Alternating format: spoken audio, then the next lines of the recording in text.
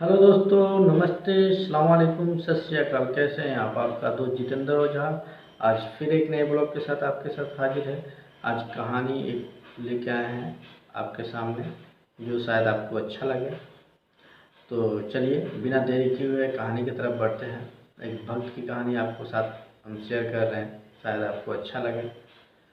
तो बिना देरी किए हुए आज की कहानी की तरफ बढ़ते हैं। थावेरी माता की स्थापना कब हुई, क्यों हुई, इसकी कहानी आपको हम विस्तार पूर्वक आपको समझा रहे हैं। तो चलिए बिना तो एक आदमी था, वो दिन भर दिन रात भक्ति में लगा रहता था, पूरा भक्ति में ही रहता था माता की। तो वो अपने भक्ति से इतना प्रभावित कर दिया था माता को कि जो भी कहता माता उसकी भक्ति को पूरा करती थी। अपने साथ साथ दूसरे को भी जो भी दिक्कत होती थी माता के द्वारा बोल के वो अपनी उनको वो दुख तकलीफ से निजात दिलाता था, दूर करवाता था। यही सिलसिला चलते रहा काफ़ी दिन तक।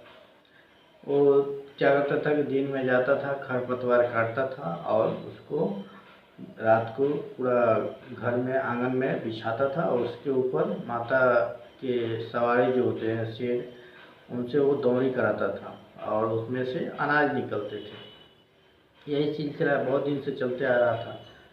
तो चलते आ रहा था तो कोई पड़ोसी उसको ऐसे करते हुए देख लिया। वो जाके राजा से बोल दिया। उस राज्य में एक राजा थे मान सिंह। मान सिंह से जाके वो बोल दिया। बोलने के बाद मान सिंह ने पैगाम भेजा, भाई जाके उस आदमी को बुलाया जाए। आदमी को बुलाया गया। वो जो भक्त थे उनको बुलाया गया। उनका नाम था रसू भगत। रसू भगत गए तो बोले कि भाई तुम अनाज कैसे एथी करते हो? तो वो बोला कि हम खरपतवार काटते हैं और माता के सवारी आके उसको दौड़ी करते हैं, उसमें से अनाज निकलता है, उसी से मेरा घर परिवार चलता है। तो वो बोले कि नहीं, तुम तो झूठ बोल रहे हो। बोला नहीं, हम माता के बहुत बड़े भक्त हैं, हम जो भी बोलते हैं वो माता हमारी पूरी करती है। तो राजा हठी थे, बोले हमको यकीन नहीं हो रहा है, तुम अपनी माता को बुलाओ मेरे पास। तो रसू भगत बोले कि माता आएगी लेकिन आपका पूरा संसार खत्म हो जाएगा, आप भी खत्म हो जाइएगा, आपकी आँख की रोशनी खत्म हो जाएगी, आप मर जाइएगा।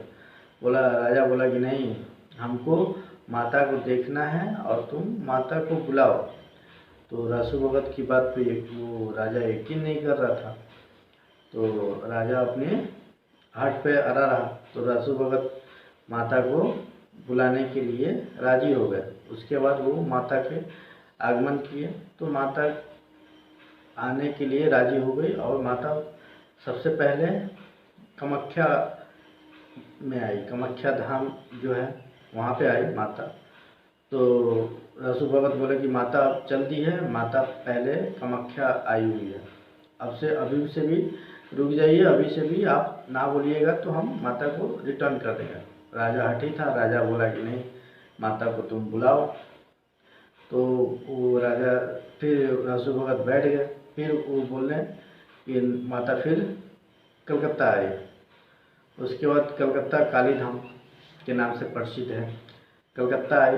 तो कलकत्ता आई तब भी रसू भगत बोले कि भाई राजा माता कलकत्ता आ गई है, अभी से भी आप रुक जाइए, नहीं तो माता वहाँ से भी हम माता को रिटर्न कर देंगे। राजा हाथी था, वो राजा अपने बात पे अड़ा रहा। वो रसू भगत की बात को नहीं मानता था। उसके बाद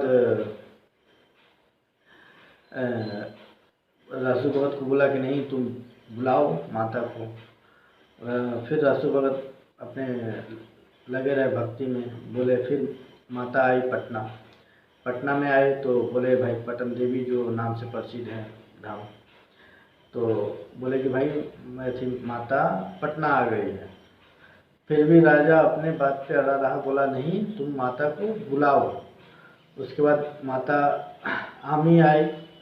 आमी के बाद मढ़ौरा आई, गढ़देवी स्थान। उसके बाद फिर भी वो उसको यकीन नहीं हो रहा था कि हाँ माता इनके कहने पे आएगी। फिर भी वो बोला कि नहीं, तुमको माता को बुलाना ही है, हम माता को देखना चाहते हैं, तुम्हारे पास कितना शक्ति है, तुम माता को बुला सकते हो। लास्ट में जब राजा को पूरा अपने हट पे अड़ गया, तो रसू भगत ने लास्ट में जब मढ़ावरा आ गई, गौरदेवी स्थान आ गई, तो बोले कि नहीं, अब आपको आना ही होगा और राजा को दिखाना ही होगा, नहीं तो राजा हमको जिंदा नहीं छोड़ेंगे, हमको मार देंगे। उसके बाद वो आई और रसूभगत के सर के भीतर से कंगन निकाल के दिखलाई। राजा पूरा उसी टाइम उनका आँख की रोशनी चली गई, उनका राजपाट पूरा ख़त्म हो गया, पूरा बर्बाद हो गया और वहीं पे उनकी स्थापना हो गई। इस तरह से थावे की स्थापना हुई और जितने भी स्थान पे माता जी आई, उन सभी स्थान पे माता की स्थापना हुई। अगर वीडियो अच्छा लगे तो कृपया लाइक कीजिएगा, सब्सक्राइब कीजिएगा। Thank you.